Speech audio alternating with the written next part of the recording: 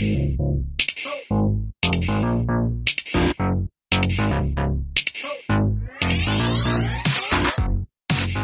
right. I think it's battle time, brother. Check out my title. He who remixes, but not the real one. But not the real one. Oh my goodness. All right, here we go. It's the one cost rumble. And first up is Nidavellir. Cards here have +5 power. All right. Drop Sunspot on Nidavellir, and you got Agent 13, which means you have a card that is not necessarily a one-cost card in your hand now. They gave me an ink split card, which is interesting. Huh, neat. That's pretty crazy. All right. Okay. It's a pretty clever idea there, getting Agent 13 to get around the rules. Hey, now, she's one cost. Now, she is one cost. I said it's a pretty clever idea. Now there's Maria Hill. Yes, sir. Oh, and there's Sunspot. And hey, here's Nebula. And look, there's Agent 13. I told you it was a good idea. Okay. All right. Right now, Are you kidding me?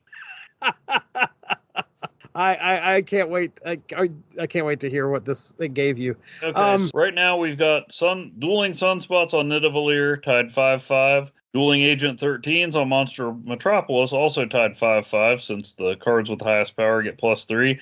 And Jesse's Chibi Maria Hill is leading my Nebula at the Orchis Forge 2-1. This sucks. Okay, well, there you go. There's Elektra.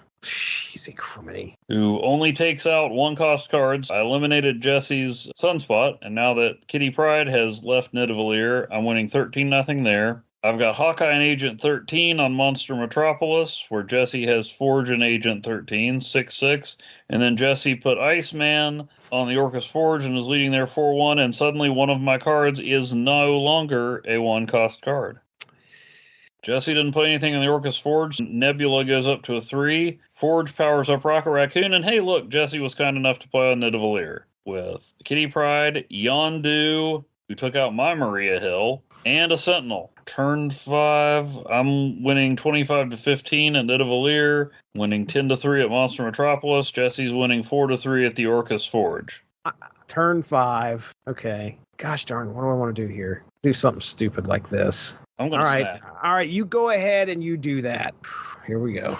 Shadowcat. Oh, Hazmat. Well, Hazmat is a 2-cost that you must have gotten from Maria Hill or Agent 13. Knocked everybody down 1. Going into the last turn, I'm winning 26-13 at Nidavellir, 7-3 at Monster Metropolis, and trailing 4-2 at the Orchis Forge. You got some beefy guys over there in Nidavellir.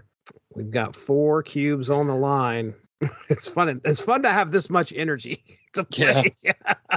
Oh, 0. Oh, really? Celine. All right. This is not going to give me enough to take that. Daggone it. You got me by 3 another points. Sentinel on Nidavellir. Kitty Pryde on Monster Metropolis gives you the lead there. Oh. Yes. And that's enough. M'Baku on Orchis Forge. Okay. Come down to that 1 point. Nidavellir 35-29. Jesse wins Monster Metropolis 12-6. And Jesse wins Orchis Forge 6-5. Once again, comes down to 1 point. There's definitely a lot of overlap here. All right. Eternity Range. Whoever's losing after turn 3 gets a rock, which is incidentally also a one-cost card. It is. I've got Maria Hill at the Eternity Range, and Jesse's got Iceman. The vault opens up as our middle location here. I've got Hawkeye at the vault, just like in the opening to Avengers Spotlight. Acts of Vengeance in Avengers Spotlight number 26. Now Jesse's got Nico with Iceman at the Eternity Range, where I've got Maria Hill and Ant-Man. Our third location just became District X. Oh boy. Replace both decks with 10 random cards. Probably not a lot of which are going to be one cost. Although the reason I was so irritated with Agent 13 last time is that she gave me a one cost card. That's funny. All right, here we go. Medusa at the vault. Oh, was that must have been what District X gave you? That's nice. Don't hit my Quinjet, man. The Quinjet was going to help me out this whole game. Oh wow! Apparently, District X gave me Angel, and Angel is not in my deck. Nice. Okay, so Elektra took out the Quinjet, but Jesse's random cards provided him Angel. But Elektra joined Hawkeye at the vault, giving him a +3, and then I put Ebony Maw in there, so I'm winning 13-9 at the vault, Trailing 4-3 at Eternity Range. I got the rock, and Jesse's leading 4-0 in District X. You might have me this one. Jeez Louise. I don't know. Your Patriot turned over before Echo. I didn't get to knock your power out there. That's too bad. Let's see if this makes a difference. Oh, you didn't play on District X. Come on, Ebony Mall. Yes. Uncalled for. Oh. Jesse's randomly appearing Electra, I take it. No, actually, she is definitely in my deck. Oh, okay. Ooh. Going into the last turn, I'm leading 8-5 at Eternity Range, trailing 11-6 at the Vault, and I can't play any cards there because it's turn 6.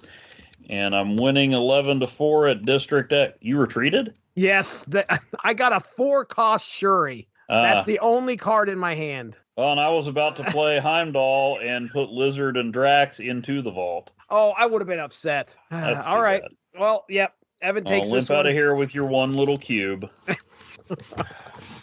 I couldn't do anything. Not a 4-cost 1-power Shuri that has nothing to do with anybody. Oh man, do you want some cheese with that wine? Oh man. All right then. Let's do. Don't want that there. I'll take it here. All right. Nobody played at the Altar of Death on turn 1, but Jesse played the Quinjet, and I played Forge. There's Fisk Tower. Fisk Tower. I wonder what that does. Afflicted with -4. As far as you remember your top 5 locations, you get confused. Mm-hmm. I about played Quinjet on Altar of Death, thinking it was the one Valley of the Hand. I'm glad I didn't do that. I don't even know why I just did this, to be honest. Because Yondu on Altar of Death. Oh, you took out Electra. I played Korg on Fisk Tower, where I've got a boosted up Ant-Man thanks to Forge and Selene, which will do a -3 to one of your already not that powerful cards.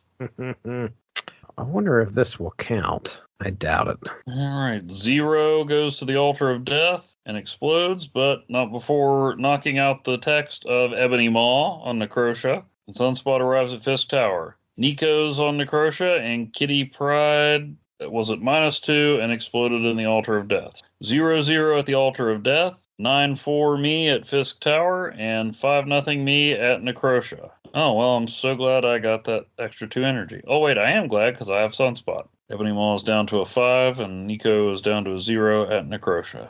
Hawkeye at Necrotia. Jesse adds Sunspot at Necrotia, and Jesse adds Agent 13 to Fisk Tower, and all my extra points go into Sunspot. Turn 5. 0-0 at the Altar of Death. I'm winning 14-6 at Fisk Tower, and a whopping 4-0 at Necrotia, since adding Hawkeye lost me 1 point, as all cards at Necrotia have -2 power. Maria Hill and Kitty Pryde arrive at Necrotia, and Iceman and M'Baku into the Altar of Death. Going into the final turn, I'm leading 18-6 at Fisk Tower and 7-2 at Necrotia, but Jesse's given himself 4 extra energy this turn. He's got up to 10 energy he can dump onto Sunspot. This is a game right here. Don't do it. Do not do it. Don't do what? You're thinking about snapping, aren't you? No. Okay. Because I just had Maria Hill and Kitty Pryde, who both equal out to 0 on Necrotia. Why did I even play them? Why didn't I just give all the points to Sunspot? Daggone, it wasn't enough. Jesse's Electra took out my Ant-Man at Fisk Tower, but I still won there 12-8, well, 16-8 Sunspot. And Jesse played Maria Hill and was it Hulkbuster? Hulkbuster. At Necrotia, and Sunspot got boosted up to win 13-7 there, but with a 0-0 tie at Altar of Death, my 8-point margin at Fisk Tower gives me the victory. I was really hoping Electra would take out Sunspot. That Altar of Death, I wish I would have had Sunspot out there a lot earlier. I shouldn't have played anything on that last turn. Of course, if she had taken out Sunspot, it wouldn't have mattered. Subterranea for the first location. Shuffle 5 rocks into each deck.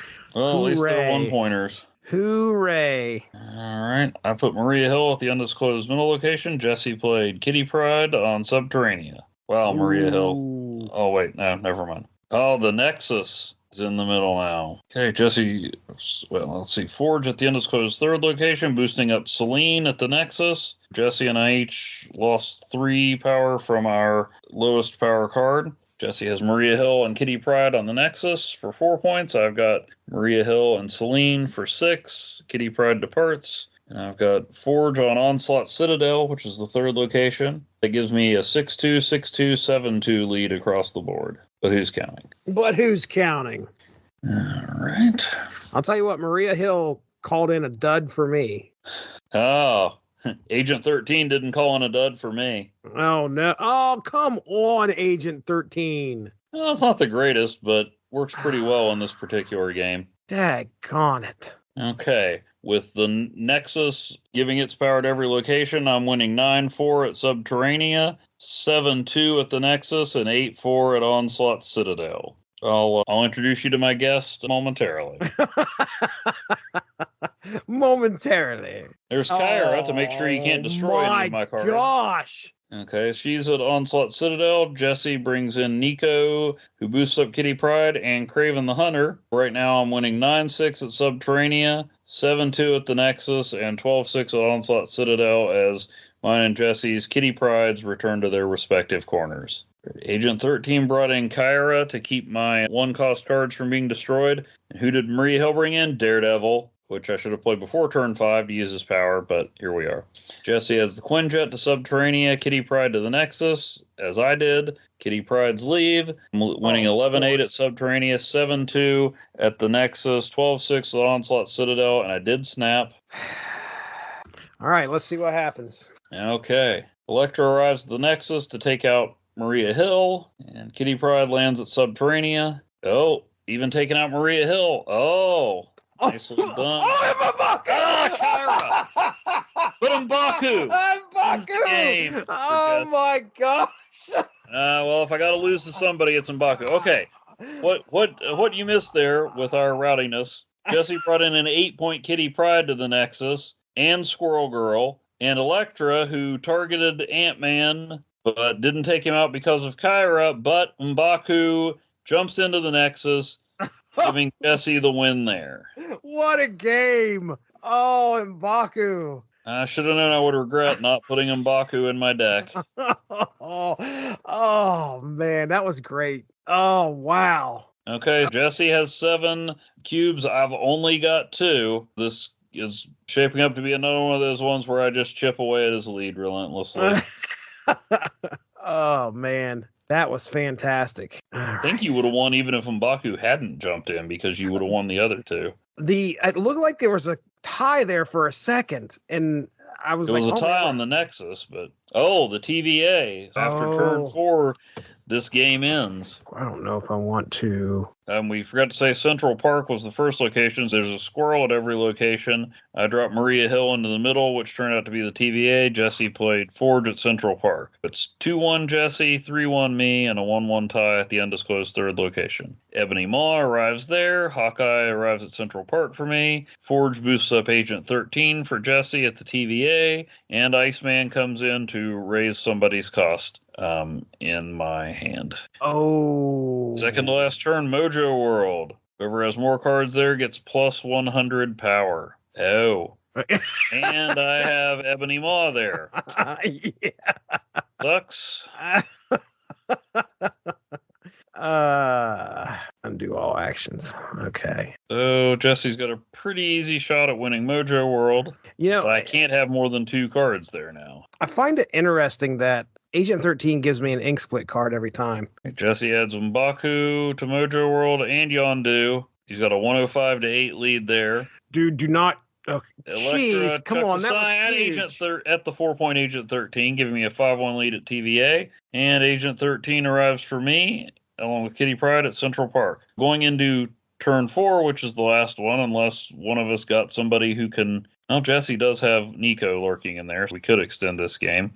But right now I'm winning 7-4 at Central Park, 5-1 at the TVA, and Jesse has a very small 105 to 8 lead at Mojo World. Teeny tiny lead. Oh, man. All right. Fittingly, Mobius M. Mobius shows up at the TVA. Kitty Pryde at Central Park. Iron Fist. Gosh. I win Central Park 9-6 and the TVA 8-5, while Jesse squeaks out a 105 to 8 victory at Mojo World. But we're going by total locations won, not total points. I win that one and live to fight another round. All right, round 6. Come on, let's do this. Starting at 2 cubes. If I lose, it's over. The Abbey, first to put exactly 2 cards here, draws a card. I put exactly 1 card there, Agent 13. Oh, there we go, Agent 13. That's what I was looking for. No, and no. I guess you can retreat now. I'm not convinced. And the second location is Oscorp Tower. After turn 3, all cards here switch sides. Okay, we each put 2 cards at the Abbey. We each draw a card. I've got Hawkeye and Maria Hill at the undisclosed 3rd location. Jesse's got the Quinjet and Kitty Pryde at the Abbey. Quinjet was a good idea. I didn't think about that with all 1-cost cards. Camp Lehigh gives us each a 3-cost card. Ooh. Which is more exciting now than it would usually be.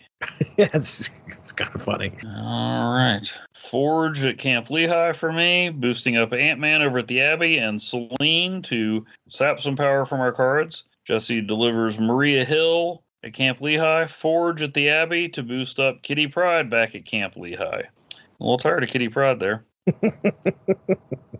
Be nice if I had drawn mine. Well, this is a nice unexpected team up. Okay, now that Oscorp Tower is safe, we might see some cards there. Probably shouldn't have talked about that till Jesse played his cards. Okay, I've got Zero, who's going to nullify the powers of Scott Summers, who doesn't have any anyway. Polaris yoinking Agent 13 over to Oscorp Tower. And there's Kitty Pryde just continuing to gather steam and power. Keep getting bigger. All right, so I'm leading 7-3 at the Abbey, 9-5 at Oscorp Tower, and 5-2 at Camp Lehigh. Why, if I was able to, I might consider snapping right now. I want to see what this is. It's Nebula. Oh, Jesse has Agent 13, so who knows what that'll do. Oh, boy. Okay, it's coming down to the wire here. And away we go. Oh, no, wait, Jesse hasn't played yet. It's 8-3 me at the Abbey, 9-7 me at Oscorp Tower, and 5-5 at Camp Lehigh. Hey, there's Lady Deathstrike. You've got to be kidding me. Oh, I forgot she did that to my cards, too. But she took out all Jesse's. 4-0 Camp... Oh, the Hulk! Yep. Aha! Not enough. Jeez. So the Hulk gives Jesse a 19-9 victory at Oscorp Tower, but me throwing my Kitty Pryde onto the Abbey gives me just enough to hold off Jesse's Kitty Pryde for a 12-11 victory there, and Lady Deathstrike slaughtered everybody at Camp Lehigh for a 4-0 win there. So we go to round 7. Jesse's got 3 cubes, I've got 2. I swear to goodness, this is it. I'm tired of this dragging on. You want Jesse to win. Oh, look at the number. Oh my goodness. First location. Cards that Crimson Cosmos. Cards that cost 1, 2, or 3 can't be played here.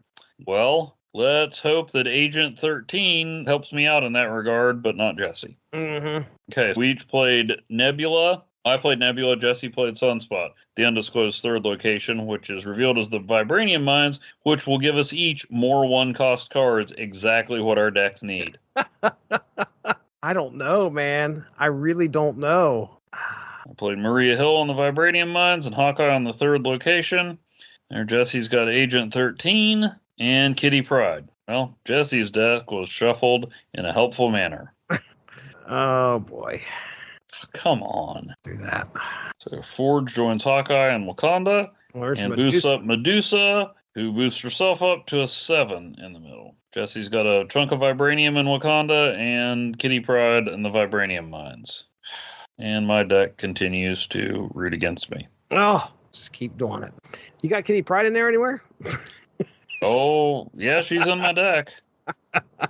Agent 13. Better not see Elektra. Wakanda. It. No. Elektra took out Agent 13 instead of... that did not go my... Oh, wait, well, actually it went my way a little bit. Okay. No, this isn't the last turn. This is turn 5. One more turn. It's 0-0 at the Crimson Cosmos, 12-3 at the Vibranium Mines, me, 7-6 me at Wakanda, but Jesse has a lot more room to play than I do. Because the first location is the Crimson Cosmos, where cards that cost 1, 2, or 3 can't be played here. Oh, and looks like... Oh, nice. Lady Deathstrike. Okay. And Jesse's got Wong. We each played at Crimson Cosmos, but I'm winning 4-2 there, and Jesse keeps building up Kitty Pryde at the Vibranium Mines. Can this be it? Can it be it? Come on, baby. Well, it's a lot of cards. Jesse has Kitty Pryde at the Vibranium Mines, a chunk of Vibranium at the Vibranium Mines, a chunk of Vibranium in Wakanda, and Maximus and M'Baku. And I could only play one Vibranium chunk in Wakanda because while Jesse's deck gave him Shadowcat, Kitty Pryde, and Sunspot, my deck did not give me either of those cards. I couldn't do anything with all that extra. Maria Hill coming in with the Maximus pull. Is one or two costs? Random 2-cost card. She gave me Maximus. If I hadn't played Elektra on the Vibranium Mines, well, I could have played Lady Deathstrike there and I think done a little damage to you. I don't know, but then I couldn't have won Crimson Cosmos. Just wasn't in the cards this time. Elektra did her job. Who is your avatar? It's just a faceless dude with a popped collar. Is it Ghost Rider? Is it Maximus? Is it Dylan McDermott? Shoot. The pixel avatars are not good. Like okay, you got the album for the pixel album, and you had 3. Did you go in there and collect your reward? Yeah, I got Sabretooth. Sabretooth's avatar. Is it the Beyonder? It looks like the Beyonder. That crown looks good on his head, though. Oh, man. What a game. What a game. Okay, you won the game. Who's your avatar? That is Punisher. The Punisher. Punisher? Oh, it is, believe it or not. I disagree, but okay. It looks more like the Beyonder to me. It's the faceless blob, man. Good game, Evan Bevins. Boy, that was... The Punisher steal Maximus's jacket? I'm sorry I've moved on from the game. I'm trying to... And I'm the biggest proponent of pixels in Snap there is, but... Pixel avatars do not look good, dude. I don't know if there is a good-looking pixel avatar. It's there is. Oh, I don't know. They zoom in, like Punisher's head is... Well, you see it. That brings this epic 1-cost Rumble to a close. It was a hard-fought battle. I was really worried on that last one because I was trying to figure out, like, I knew I had lost the Crimson Cosmos. It was just, it had me worried. But we did it. We have talked about it. Evan, let me go ahead and close out of this so we can get some plugs. Well, I'm just trying to find you the best-looking pixel avatar. All right, well, keep looking. Wait, where did it go? Do I not have one? It was going to be Carnage. Pixel Carnage would make a great avatar, but there we go.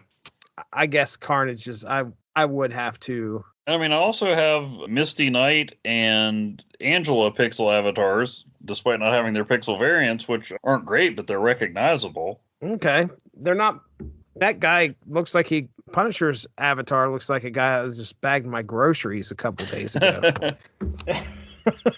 Okay, I will agree. That Carnage one looks pretty cool. I like that one. All right, Evan, what do you got going on over there? You got some stuff going on, podcast land, blog land. What's going on? Well, as the NFL season winds to a close, I have finished my read through of NFL Super Pro. A lot of questions left unanswered. Will Phil ever get serious with Jane or whatever her name was? She disappeared after issue 5.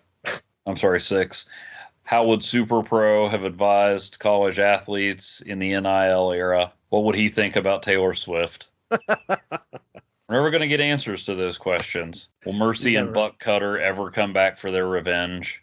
I think, my goodness, we need to talk to the creators and see what the plan was. Well, that's a problem because Fabian Nicieza pretty much disavows it, and actually, not to make light of it, Jose Delbo, who drew most of the 13 issues, actually passed away this week. Oh, that's right. I saw that. Yeah. That's a bummer. But it was a fun series. I'm glad I read it. And if you believe NFL Super Pro was one of the worst comics ever and worthy of ridicule, then I'm sorry. I mean, he beat the Constrictor and Crossbones, okay? There you go. Perfect. How many supervillains have you defeated? I'm kind of looking at what to do next after that, but I've got some Dollar Tree Cinema entries coming in. Actually did one on Peppermint starring Jennifer Garner that tied in with the triple feature Mark Radulich and I did on Jennifer Garner films. The thematically similar Elektra, where she plays Marvel's vengeful assassin. Peppermint, a mother seeking vengeance on the drug dealers that murdered her family. And, of course, Family Switch, the PG-rated direct-to-Netflix movie about a family that goes all Freaky Friday around the holidays. Oh, I just started that review, I think, not too long ago. Much less gunplay. Yeah, and occasionally when Jesse will have me, I pop up to talk about 90s comics and comics from other eras, as well as Marvel Snap. Hey, and check out the Snap Material Twitter account too. You'll find links to these and occasional snarky remarks about Marvel Snap. Check out Evan and I discussing Booster Gold as well. The first 6 issues? Yes, of the post 52 series. Get a load of that. That was a lot of fun discussion there. As Evan said, you can check out the Unspoken Issues podcast where we discuss 90s comics right here on the Source Material Comics Podcast Network, part of the W2Mnet.com network. And Source Material, I think, should be dropping our discussion. Me and Mark are going to be discussing some more Gordon of Gotham related stuff here. The next one I think we're going to be talking about is GCPD, which involves a little bit of James Gordon, but it's more on the police force that tries to at least make some sense of some of the craziness that's happening in Gotham. But you can also hear recently our interview with Gregory Wright, who wrote a comic called Punisher No Escape. And we divided that up into 3 episodes. The first episode is just kind of getting you geared up for 1990 and what was on the radio and what was in the theaters in June of 1990. And then we discussed the book in our second episode, Punisher No Escape. And then our third episode is us interviewing Gregory Wright. Not only do we get to talk about the comic, but we also get to talk about his stint with Silver Sable and the Wild Pack. He goes into some details about some of the characters that he came up with in that and what it was like to write that. We get to hear his thoughts on Rob Liefeld and some of the, let's call it controversy, but it's more some of the comments that have been directed toward Rob, and Gregory has definitely got Rob's back. You can check that out too. But anyway, it was a lot of fun discussions. Feel free to check that out. That just dropped today as we record. That should be in the archive. With that being said, we're out of here. Thank you for joining us for Snap Material. That's Evan Bevins. I'm Jesse Starcher. Have a good one. Bye-bye.